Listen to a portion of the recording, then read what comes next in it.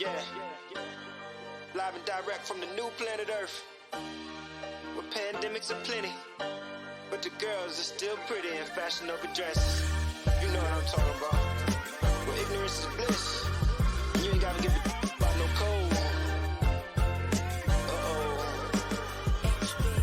Tell me who unleashed our animal instinct. Why the op standing there tickle pink? Have a drink, no more liquor. Got a poison. One thicker, one gangster, one hole in the desert for the snitch. What happened to the cold? What's up, and welcome back to the Franchise Podcast. As you see, things are a little bit different around here. We got a 2-hour special prepared for you guys with exclusive guests to follow. This is Joe Rigo, TQ. I'm your host, Nyshawn Zaragoza. What's up, y'all? Man, it's a good one, man. PT, Sierra Gold, 215 Jones by the crib. Oh, man, happy hour. 5 to 7, bro. Drink specials. Half off all night. Our type of spot. Man, food's good. Come I'm on, telling man. you, this is the spot. 5 to 7, and then also from midnight to 2 a.m. You can get your drinks. Sierra Gold, any PTs for that matter, but Look, Sierra all Gold's the PTs, hub. yeah, PT's Taverns, man. Y'all know what it is. This is Las Vegas. This is the locals hangout. It's the best spot to come and have a drink. Got some great food. The best bartender staff in the city is right here at this location, Sierra Gold. And anytime it's a home game, whether it's the Lakers, Yeah. whether Rebels, it's the Raiders, the Raiders. the Aces, all the Las Vegas sports, man, this is the place to come check it out.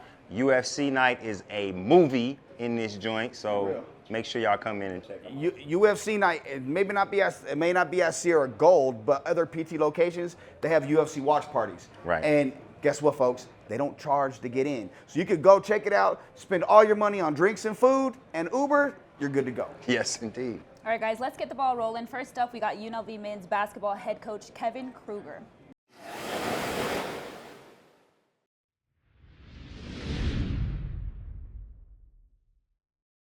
All right, guys, we have our first special guest prepared for you today. We want to welcome in men's basketball, UNLV men's basketball head coach Kevin Kruger. How are you doing today? Doing well. Thanks for having me. Good, good. We got Joe, TQ. I'm glad you joined us. It's been a long time coming, Coach.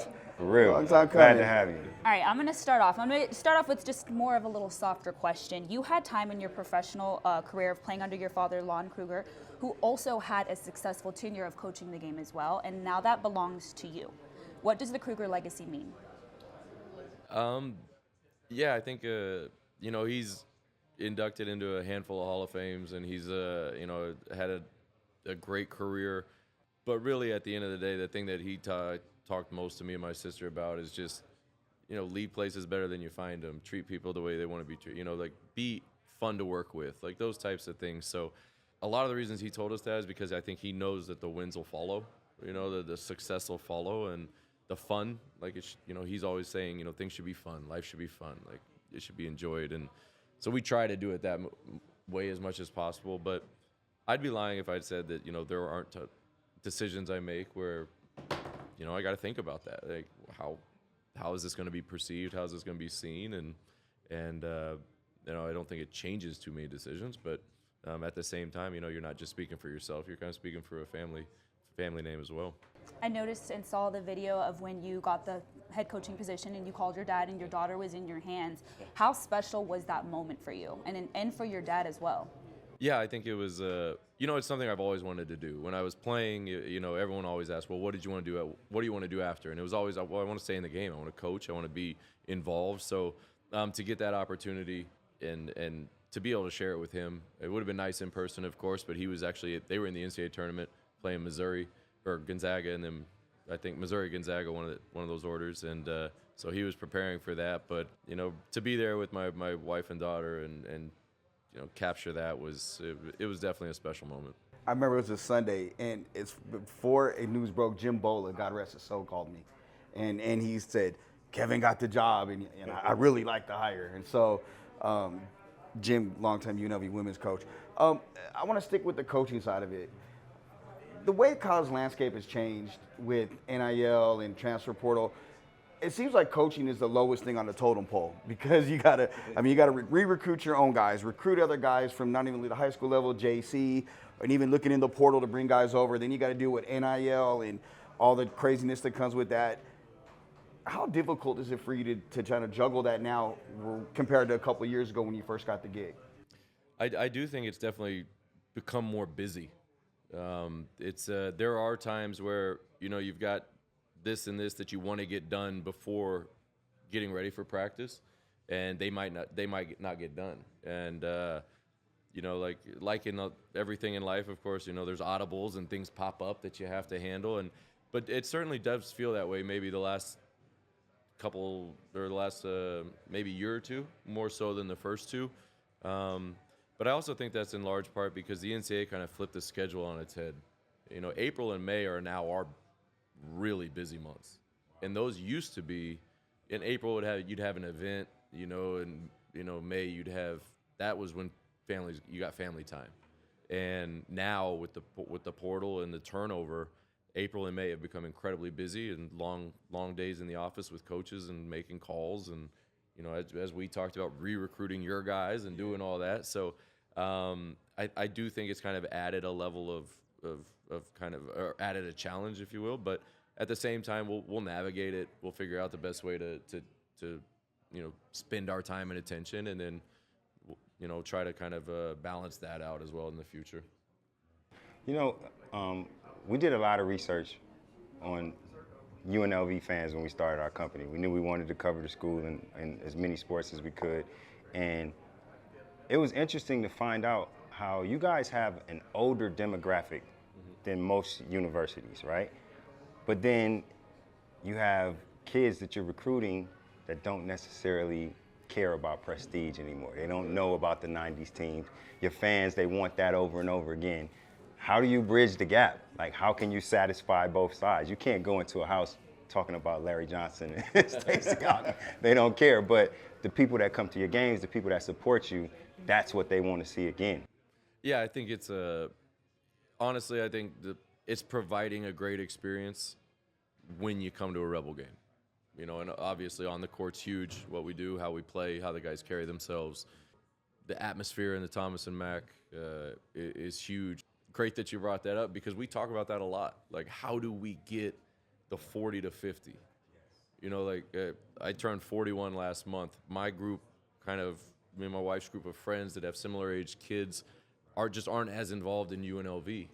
You know, and not a knock on them. It's not a knock on us at UNLV. It's just kind of, but like you said, there's just kind of an in-between right now. But I do think the local guys are huge. DJ, Isaiah, Jalen.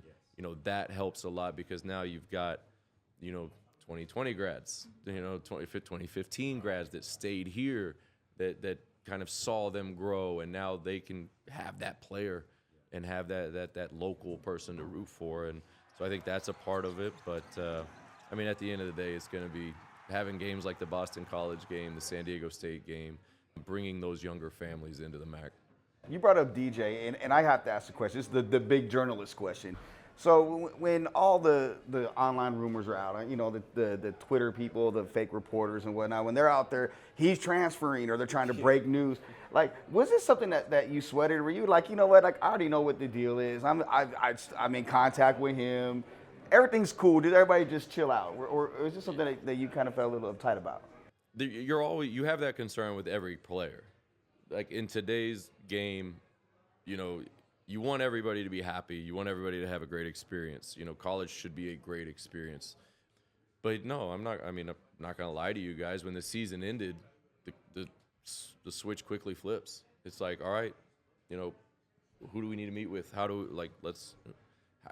are we going to talk about? How do we make sure that they're happy? Does that mean staying? Does that mean going?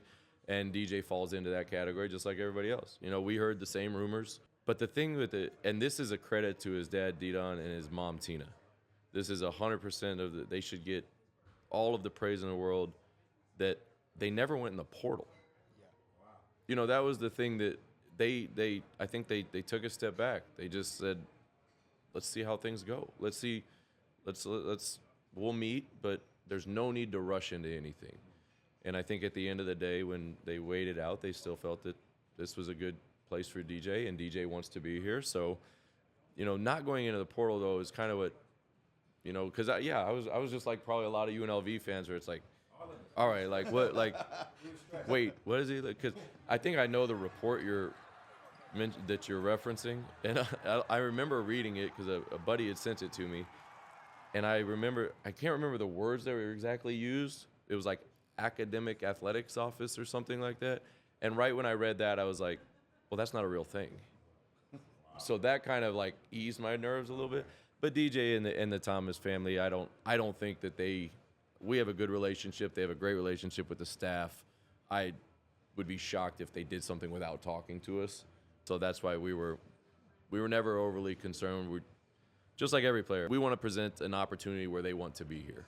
And DJ was no different. You know, every single player that came back, it was the same across the board. I don't mean any disrespect by saying this to anybody from Bryce to anybody else. DJ is the best player I've seen since 2015 wear scarlet and gray. Really? I mean, his development between this past year and this year coming up is going to be huge for his position, right? Where do you expect him to go? Well, yeah, I mean, I think he'll be a preseason All-American. I think he should be. And that's not to say somebody else shouldn't. You know, I've always been a believer that if you have almost like the star rating system in high school, if you got 30 of them, then give him 30 of them. You know, if you got 8 of them, get it, you know. But his growth when he got here as a 17-year-old to where he's at now was, I mean, monumental. I mean, the playing a lot of the year hurt, you know, figuring that out, competing, you know, the shot against San Diego State to beat them, the shot against San Diego State to go into overtime in the tournament, you know, just that growth. But I think we can expect a good amount of growth. Now, does that mean he'll average 30? Like, I'm not saying that. But there's so many things that you can grow from that don't show up in the stat sheet, right? You know, like being more vocal. That's what we talk to him a lot about. You know, be more vocal. This is your team. Run your club. Like, you know, those little things that might lead to another shot for someone else, might lead to a more efficient play for someone else. You know, those types of things that don't necessarily show up in points or assists or steals, but still help your team win at the end of the day. So we grew up in Southern California. Back there, KCAL Channel 9, every Wednesday and Saturday had Big West basketball. We grew up watching Tart. Squeeze talked about a little bit earlier about fans wanting to say, have you ever at any point thought like, man, you know what, like, I want to get out and run and gun like that. I want to bring that running rebel persona back. Is that something that you ever thought about? Oh, always. I mean, everybody, like, I can't remember whether it was last summer, year before, maybe where somebody put together the clips of coaches at the press conferences, remember? And every single one, we're going to run. We're going to play fast. We're going to run. We're going to play fast. Because it's one of those things. It's fun. It sounds good on paper. It's fun in practice. But then also you have injuries. You've got guys that aren't necessarily playing great or maybe don't have a lot of confidence. And then all of a sudden you kind of find yourself creeping back toward just take care of the ball. Take care of the ball. Get shots up. Get back on defense. But I also do think this is a team, in last year's team, we kind of fell into a groove where our best lineups were just bigger. And they were a little slower. We were more deliberate, but we were very efficient in the half court offensively and very efficient in the half court defensively. So we just kind of trended that way. But no, we're putting a lot of emphasis right now in the summer workouts of playing with a faster pace, getting to spots, creating more open looks for each other. Because I do think this lineup is going to be better suited for earlier open jump shots, earlier driving kicks, maybe a little more spacing. And that's not a knock on the previous team. It's just I think this team will be a little more suited to play a little faster. Is that ideally what you would like? If you can wave your magic wand, right, and say, I want to play this brand of basketball, you can get whatever guys you want. Is that something that Kevin Kruger wants to get out and run, or more of the half-court game and bigger guys? What would you really, again, waving your magic wand, best case scenario, prefer? Yeah, I think we would much rather run. Play fast, play free. That's as a player playing for a number of different coaches in a number of different countries. Really, those systems are more fun. They're a lot more. I felt player driven and player kind of led, and because you got to be on the same page out there. So you got to be talking. You got to be figuring out problem solving very quickly. So you don't have a lot of time to look over, discuss things. You gotta be problem solving very fast, and I think those are more fun. I think they're fun to be a part of, but at the same time, when January and February rolls around and it becomes tackle basketball, like you want to be a little beefier at that point. But at the same time, like I said, I think this lineup, we got a number of guys that that have shot it pretty well in their career. So we're gonna look to play a little faster and kind of get out in the open a little bit more. But that was a hell of a season, man. You just gave us. Thank you so much for all the hard work. We could absolutely see the growth in the program. We got the big lenses on y'all, so we can see and hear everything. But it was a great season. No, I appreciate Hats off that. to you. The guys did an unbelievable job to kind of battle through some things. They battled through some injuries in the fall that didn't get a lot of attention, but they kind of gelled together and played well together. And yeah, like I've said, that was the best atmosphere in the Boston College game since I've been back. Yeah. So we're hoping to make them more like that for sure. Last question, Coach.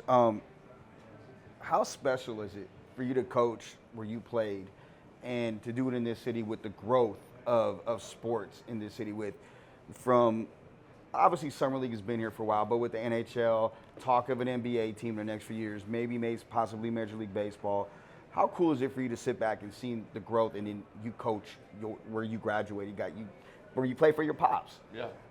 I mean, it's special. It's just kind of, like I was talking about when I walked in, when I see this arch and I see this scarlet and gray, like it means something. It's special to me because it was literal blood, sweat, and tears, and that's what we want to provide for our guys. We want our guys to leave, and when they put on that shirt that has the arch, and when they wear that hat, that there's a pride to it, that you get pride. You're proud when people ask if you played, what years and this, that, or the other. So, yeah, I mean, going to Raider games is awesome. Going to Knights games, I'd love to go to A's games if they ever make it out here. And of course, the NBA would be great too, because I've said from day one, it's the best city in the world.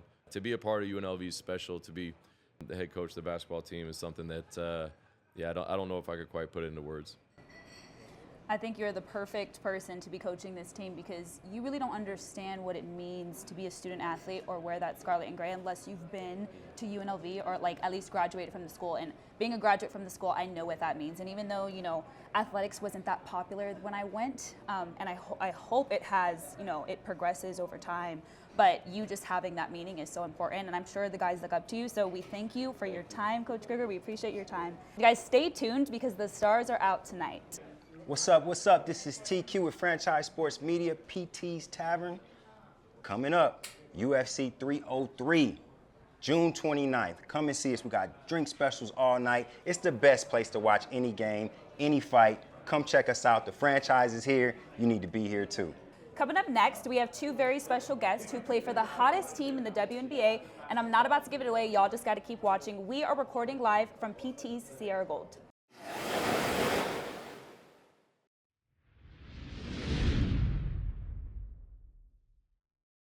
Welcome back into the Franchise Podcast, a live taping from Sierra Gold. I want to welcome in our two Las Vegas Aces stars, Alysha Clark, Sydney Colson. Ladies, how are we doing? Doing well, thank you. Good. Fantastic. Thank you, first of all, for joining us in your guys' busy, hectic season. I'm sure that can be challenging because I know y'all want y'all time off. I get that. All right, guys. All right, so Monday was a special night for women in sports. Legends and all-time greats gathered together at Allegiant Stadium for the IX Awards. I want to ask you both, how special is that for women in sports? I mean, the Nines is an event that Mark Davis and the Aces staff, they put on starting in 2022, I think, my first season here.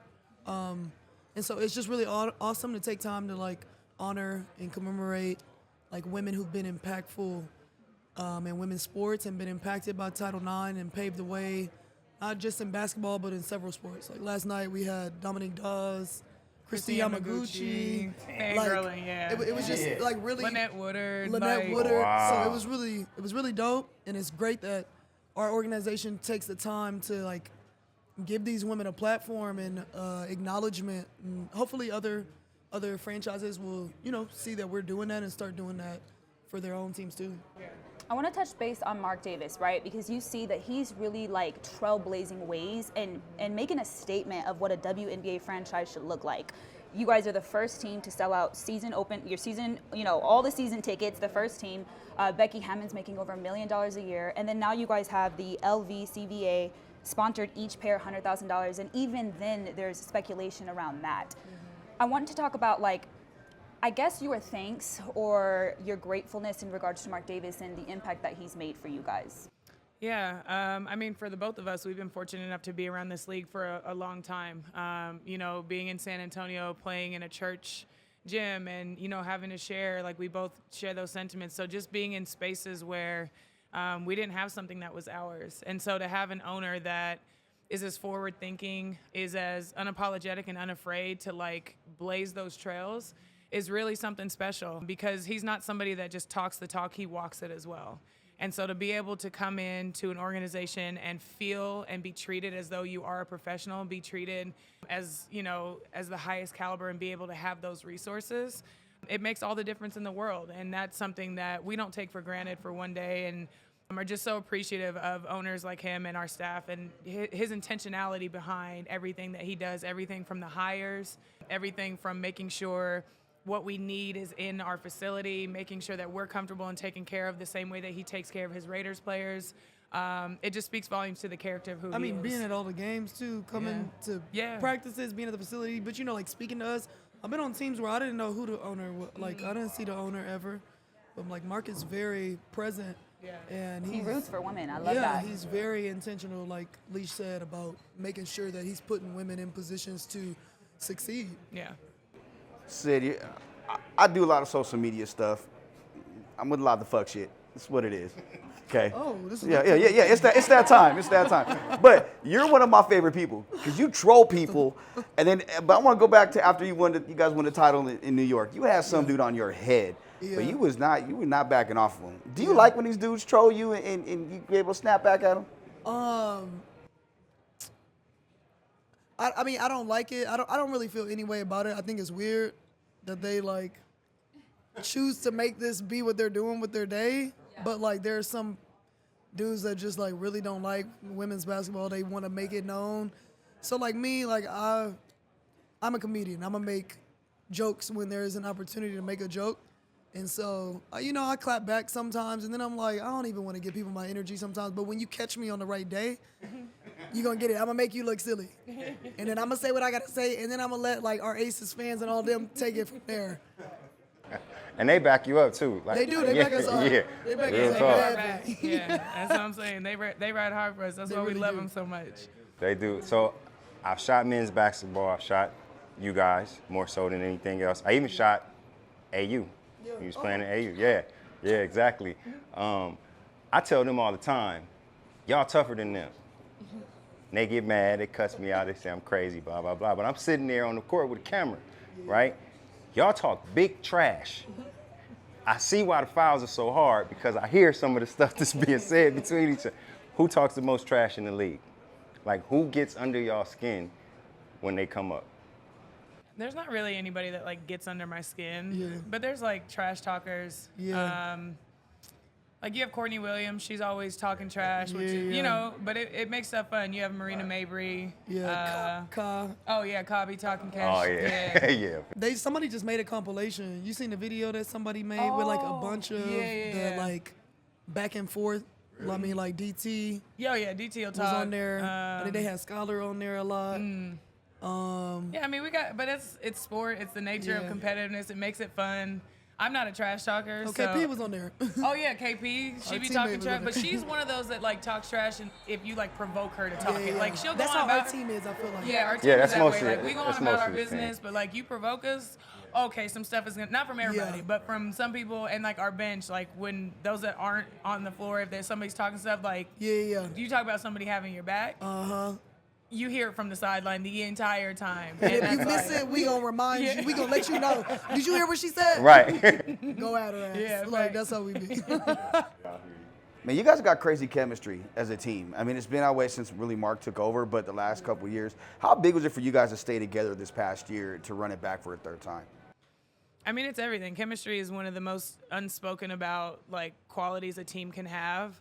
And not even necessarily just, like, on the court, off the court as well, because it translates. Like, you know, there's organizations that, maybe they aren't as close as we are off the court, but the teams that do special things are the ones that are close off the court. You know, people were up in arms that we went on vacation together in the off season, and we were like, we like each other. Like, I don't understand why that's so weird. Like, Yeah. yeah, they're my teammates, but they're also like my friends. Yeah. And I go on vacation with my friends, so I don't get it. Yeah. But it can make or break you in those moments, like, because it's hard. Like, there's only 12 teams. You play everybody overseas, so everyone knows each other in and out. And so when it gets down to like the playoffs, and when it's not about plays at that point. It's about chemistry, who can make more plays, who can make more reads. And when you have that little edge up, Yeah. that's a little piece that people don't talk about enough. Also, like, who's gonna like dig deep to play for the person beside you? Because I Yeah. really like you. Yeah. That's deep. Like, and I'm gonna do something that, like, yeah, maybe I could have gone to score, but like, I'm giving it to you, right? Mudita. I'm giving the pass to you instead, cause like, that's the right play. Plus, I want to see you do well. So it's like a combination. She just whispered like Mudita, because we were just in the locker room today, and our coach wrote this word on the board, and was saying how it's like the feeling of like, I want to like vicariously feel your excitement and like see you do well. It's about me being more excited to see you do well than myself. And so Secondhand happiness, basically. secondhand happiness. Yeah. So like, it makes a difference. Some people might, there have been teams that have succeeded without being close friends, but we just don't see what's the harm in like actually rocking with each other and then seeing from there. I love to see A'ja Wilson the other day, like, crying, right? Because she loves you You guys. love to see her cry? I love to see the emotion. Because a lot of people look at you guys as just athletes. Like, you guys aren't going to have emotions, right? And her coming out and saying, like, she's writing for this team. And it's not to impress the world, but it's to promote her teammates. I know this topic is annoying to you guys, but I have to bring it up, right? With all the Caitlyn stuff going on, nobody ever asks you guys, it's all right. Nobody ever asks you guys how you guys are feeling, right? A'ja Wilson is arguably the best player in the league, is balling out this season, but no one seems to talk about that because everyone's trying to make it a race debate. So, like, how are you ladies doing? Oh, I'm good. I'm fine. I'm good. Yeah, I mean, it ain't much to talk about. A'ja is the best player Fact. in the world. Like, you can look at all the stats. Yeah, she's the best player. And A phenomenal leader. this is just like, the game is just changing. Like, social media, more eyes on it. Like, people are gonna talk about other names. Like, it's gonna happen. You got Angel, you got Caitlyn, you got that whole new class who's come in, and there's nothing to take away from them. If people have fans, it's nothing to really be mad about. People want to paint vets as like jealous, all this. It's like, no, you just want people to understand that people do this shit Yeah, for a absolutely. living. And been doing it. And to be given like a title, like you already, like people want to see you work for it. Like, you gotta earn it.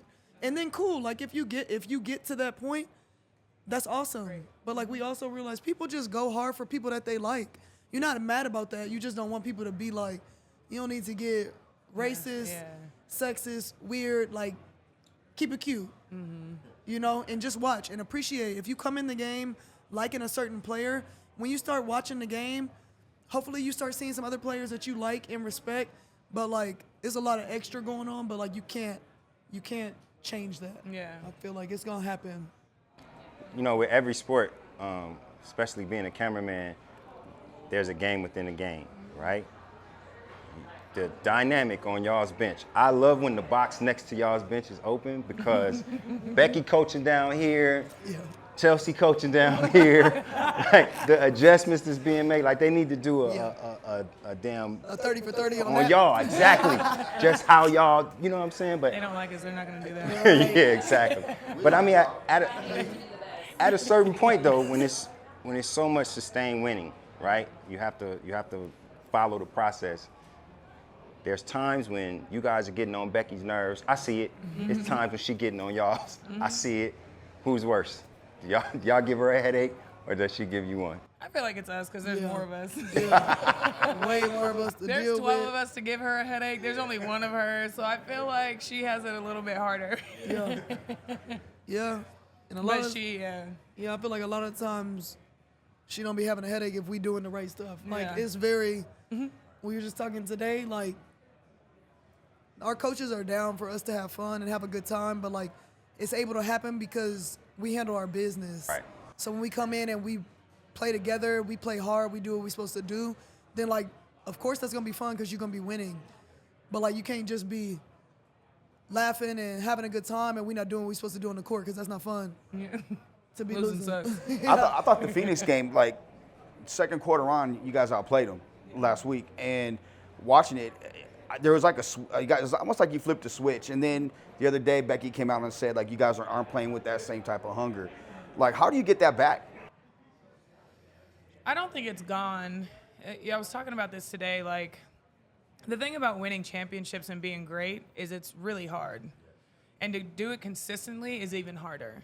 And so not only are you fighting human nature to, like, relax a little bit, but teams, like, after they won their first time, teams were coming in like, yeah, we want to prove to the Aces, like, whatever, but they weren't as good and teams knew it. So they could still come in and show up the way that they did because they were so much better. And it was like, okay, we'll have time. Like, when we flip it, it'll be a wrap. After winning last year, coming in this year now teams are really like, Locked in. oh no, we're about to do this. So they're doing everything completely different. Not only that, but like, they're better. Teams are better. So, like, the way that they and we would show up in the past years, it's not enough now. Mm-hmm. And so on top of all of that, mm-hmm. you have people playing out of position right now because Chelsea's out. So now you have people that aren't used to having to think for other people, now thinking for other people, mm-hmm. taking them out of their strengths and what they're wanting to do. You have teams that are now guarding us different, showing up different, having different talent, all the things. Yeah. Teams know you better now. You know what I mean? So it's like there's a lot of things that go into it, and every championship team goes through this. You look back at the Sparks when they won, you look back at the Lynx when they won, you look back at Seattle when we won.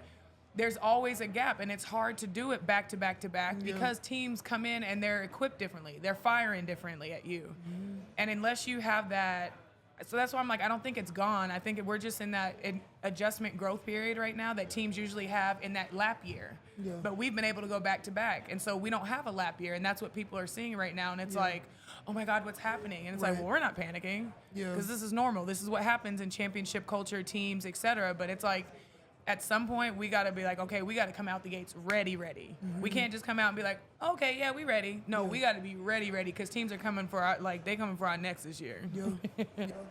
I'm on a serious question. Last year, I know, was a trying year personally with your pops and everything. I know when I found out, I reached out to Corey. Just, that's someone I genuinely care about. How big was it for your teammates to support you during that time? Oh, it was everything. I wouldn't have been able to make it through last year. Just because it was a lot of firsts for me personally. And, like, it was times like they didn't even know that they were supporting me. It was just they would show up for something, or they would just sit next to me for something, or invite me over for movies, or, just that whatever. Was me. It was really Ronnie, but whatever, it's fine. But no, like, and that's the thing that I talk about when you can be around people. Like, there were so many moments last year, like, that I couldn't compose myself, or that I was having a down day, and they knew that. And so they were able to, like, pour back into me in that way. So it was everything. It meant everything because I was away from my family, the only other people that felt the pain that I felt and could understand it. And they reached me where I was at to, like, keep me uplifted. So it was everything. I wouldn't have made it through last year without them. All right, ladies, thank you so much for your time. We rooting for y'all. Thank you. Season We long, appreciate until y'all. death, like, it's Las Vegas. It's all good. Three-peat, baby. We're still on this. Let's go. We didn't make it to the parade last year. He was out of town. We so both you were trying to say make sure we have we got to do it. All right. All We day. got it. Understood. Man, thank y'all so much. Appreciate you. having us. Thank you. Appreciate y'all. This section was brought to you by Coldwell Banker Premier Realty. Coldwell Banker is a service-driven, highly productive team of professional sales and support people who are dedicated to consistently providing superior real estate brokerage and related services, setting the industry standard of value and excellence.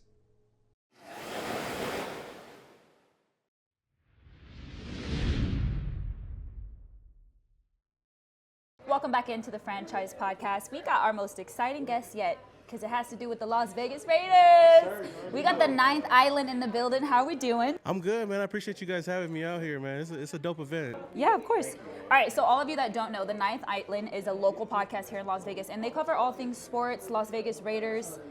Like, y'all are killing it in the game. I just want to tell y'all that, first and foremost. How is the experience of starting a podcast and the journey of working with your favorite team? Oh man, it's a blessing, to be honest with you. Like, honestly, I never thought I'd be here in this situation. You know, I've always wanted to start a podcast, but I never knew how big it was going to be. But, you know, especially moving out here, and then it's much easier to have access to the players. And then once you find out, you know, these players are just like anybody else, you know, like you could reach out. The worst they could say is no, you know, but most of the time they've been respectful and they've come on. So it's been awesome, to be honest with you, just to sit down with these guys. When we booked Samoan Raider, I didn't realize we're getting a star. I mean, he was the star of the schedule release. You know what I mean? Yeah. Come on, man. Man ain't playing no games, bro. 2 seconds of fame. You see his dome like, and he like mouths something. They're like, oh, hey. Yeah. See my Hey, guy. Fitz. Oh, my bad. Oh, you know, yeah, my bad. Fitz ain't here. Wait, can we get autographs? We need to get autographs real quick. Hey, man, you guys do a lot with the players and whatnot. Yeah. Like, building the relationships is critical for what you do. Talk about how you built your relationships with everybody and why they trust you guys. Yeah. So, I mean, getting back to the schedule release and everything like that, yeah, most of the relationship is just social media, to be honest with you. Like, I mean, I've grown my platform for quite a while now and stuff like that, and over the years it's grown, and I've been able to at least, like, you know, connect with a lot of people, especially now, like this year, I've been able to connect with the Raiders a lot more and stuff like that. So most of it's just been on social media. They just see what I've been doing and stuff like that. So they just reach out just the same way, you know, if I was to reach out to a player or something like that. So it's been awesome. And I know when they hit me up for the schedule release, I was tripping out. I didn't even know if I was going to have a partner now. I was in the back, to be honest. If you've seen it, like, you know, Fitz is right there in the front, and I was running on Samoan time. So I got there right before they were about to shoot, so they threw me in the back. So I was like, you know, I'm not gonna. It's all good. I'm here, you know. And then it's like, hey, can we have you do a talking part? Like, oh heck yeah, you know. So I was like, heck yeah. So when I seen it come out, I was like, I ain't gonna lie, man. Ooh, shed a tear a little bit. I was watching. I was like, just to see, you know, see how far the journey has come. Cause, you know, I started just a random YouTuber. I just wanted to talk sports, my favorite team, no matter how much they stressed me out. You know, I was just talking to Raiders and stuff, and to see, fast forward now, getting to go to the games, getting to interview the players, getting to be featured on their YouTube channel or even their like schedule releases. It's a real feeling, you know. Because now you have a close personal relationship with a lot of these players, which is cool. Yeah. I was looking at your Instagram yesterday, and like just to see you have the most talented people like rooting and promoting for you. We're gonna get to the meat and potatoes of this conversation, right? The Raiders are currently on their break. OTAs passed, minicamp passed. Now they have a month up until training camp. Yeah. When that happens, it's about to be a big deal. We see the different battles that are taking place in honestly a good amount of the positions that are there. What have you seen so far? Just from what I've seen so far, I think the running back room a lot, like just seeing, especially with Josh Jacobs not being here anymore, that room's open. And we got a lot of, obviously Zamir White's going to be the number one guy on a lot of people's depth chart, but there's a lot of guys out there. I've talked to some Sincere McCormick.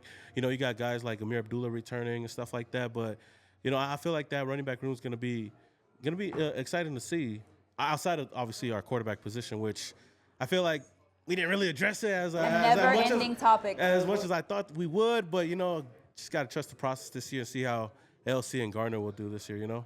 Yeah, we talked a bit back around the draft. You guys came on and we were talking pre-draft. It was during the Super Bowl, and we was talking about this shift. Yeah. Kind of felt like we started seeing a shift going towards the defensive side of the ball, right? If we're looking at the coaching staff, if we look at the draft outside of the first round, how you feeling about the defense? I'm excited because I feel like we finally gonna put some quarterbacks on their ass, which we haven't done since we was children. Yeah. So like, well, how you feel about it? I'm excited, to be honest with you.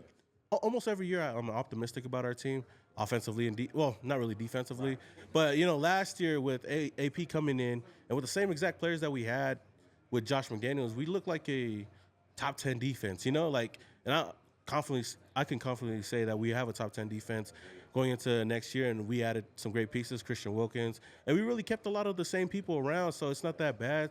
You add a little bit of pieces around, and obviously Max is going to be Max, but with AP starting to ship, I'm really confident in how good this defense could be this year. Yeah, I agree. I feel like that's the unit that they believe that they're going to lean on for the next couple of years. I think that's why that quarterback room wasn't really addressed. There's nobody there that can win us a Super Bowl. Yeah. So why not just knock the snot out of everybody we can? The defense.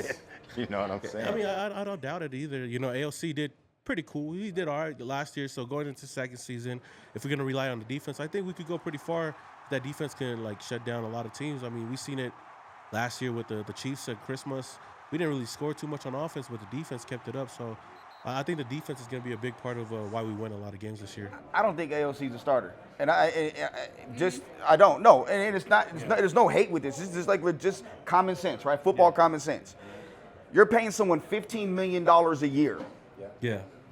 Money's going to dictate that he starts initially, and then from practices, he's actually played better than AOC from all reports. I mean, it may not be much different, but it's still better, and you're gonna have to look at that. Better is better. Going forward though, like that's just backup money now. Yeah. Like that's just a standard backup money going. Yeah. So AOC gets third string money? I mean, that's by that logic. No, I mean he's still on his rookie contract. Yeah. He's a second-year player. Fourth rounder, not first. Fourth. Yeah. Come on, man. I think it's gonna be hard because I think AP kind of put all his chips in one basket with AOC. For me, like if I had to choose out of two, I think Gardner. I would do that, but I don't think that you could put Gardner in, and if Gardner does bad, go right back to AOC. I think you put in a rookie or AOC in there and see how he does. If he does bad, then you could always take him out for a Gardner. But I think if you go the other way around, you're just kind of going backwards. But it's his position to lose, and that's what AP says. So, I mean, we'll see. I wasn't a big fan of AOC last year. I was one of those advocates for Jimmy G. I was like, hey, man, Jimmy's holding it down. Y'all just don't see it, dog. But, AOC, I think right now it's his job to lose. And we'll see, I guess, during the season, because I feel like during the preseason we were always, like, great. But then when the season starts, all of a sudden we don't know how to play.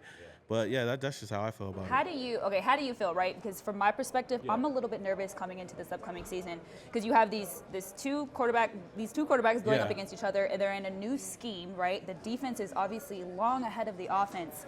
The run game is going to be so important, and you've mentioned the running back position as a whole. But what do you think just about the overall offense? Like, does that make you a little nervous because it's a rebuild?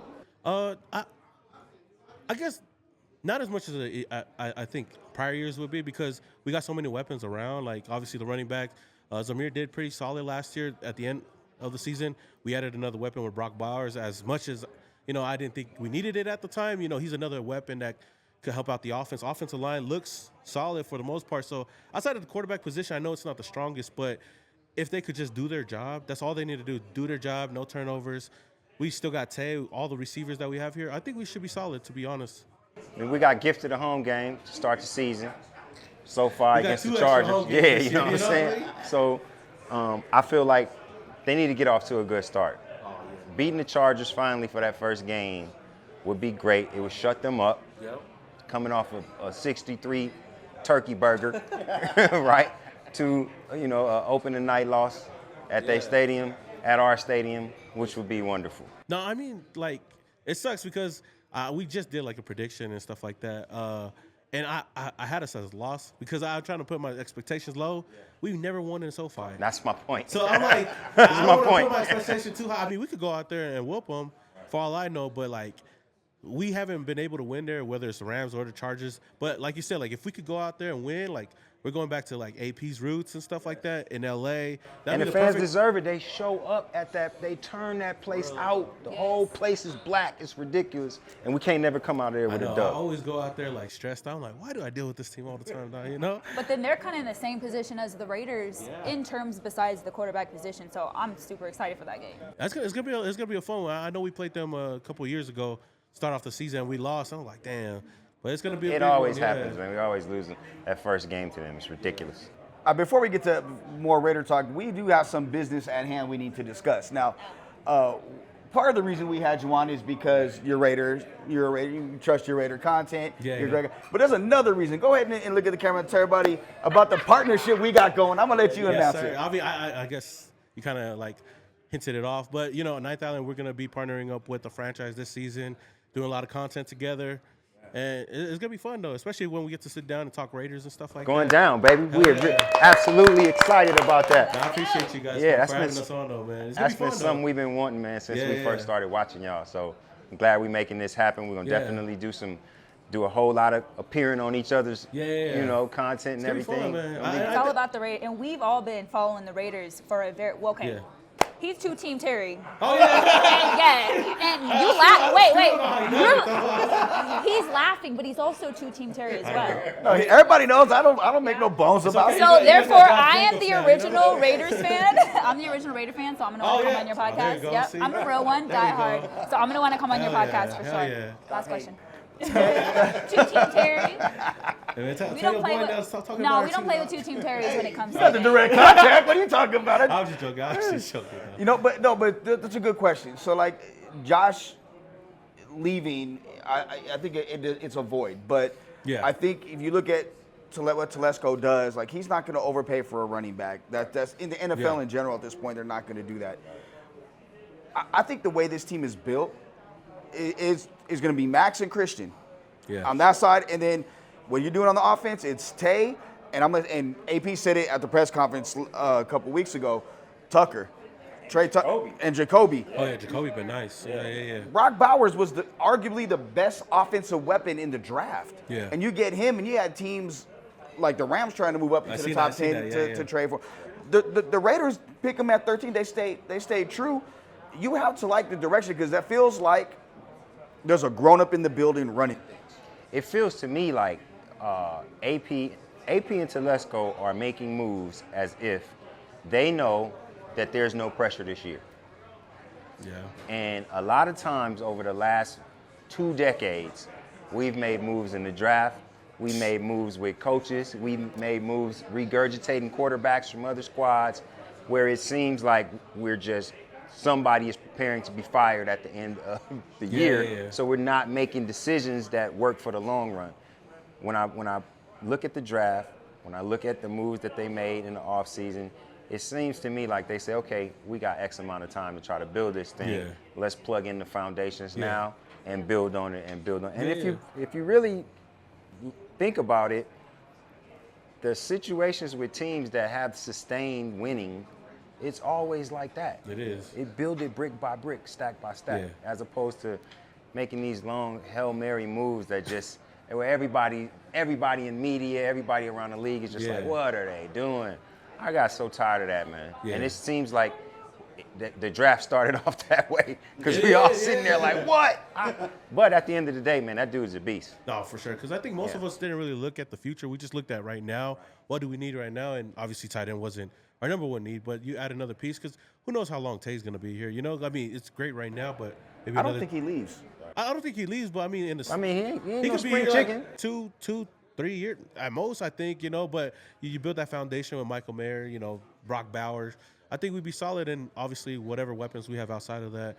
I think they're building towards the future, and I'm not going to lie. Like, I'm so used to looking at right now what we need, especially the quarterback position. I really wanted a quarterback. And I was like, man, do everything you can to move up, but I can't be mad. And then because I wanted an offensive lineman or maybe a cornerback, but the way they addressed it, like going out and, you know, in the second round getting Jackson Powers Johnson, like, you know, as a center, but you plug him to that right guard. And I think the way they're looking at it right now, we got our starting right tackle right now, at least, you know, Mumford.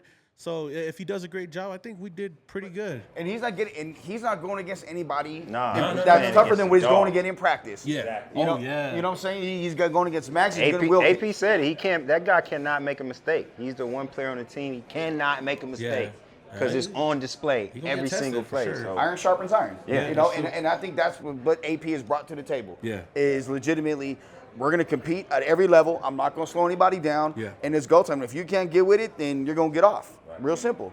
That's true. Yeah.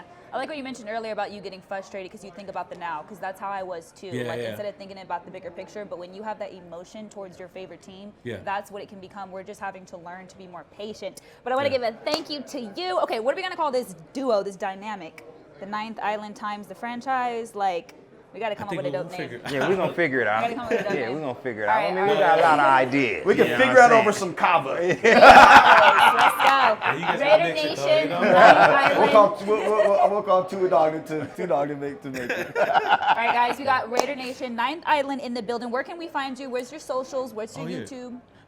You know, social media at Samoan Raider on all social media, and then Ninth Island with the V, so it's IsLVnd.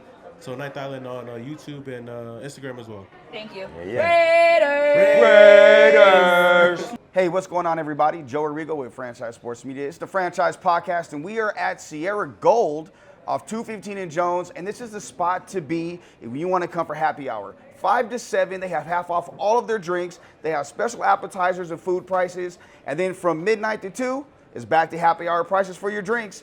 Come to PT's Sierra Gold off 215 in Jones, or any PT's for that matter. Experience the ambiance and enjoy yourselves, and see how the franchise did it.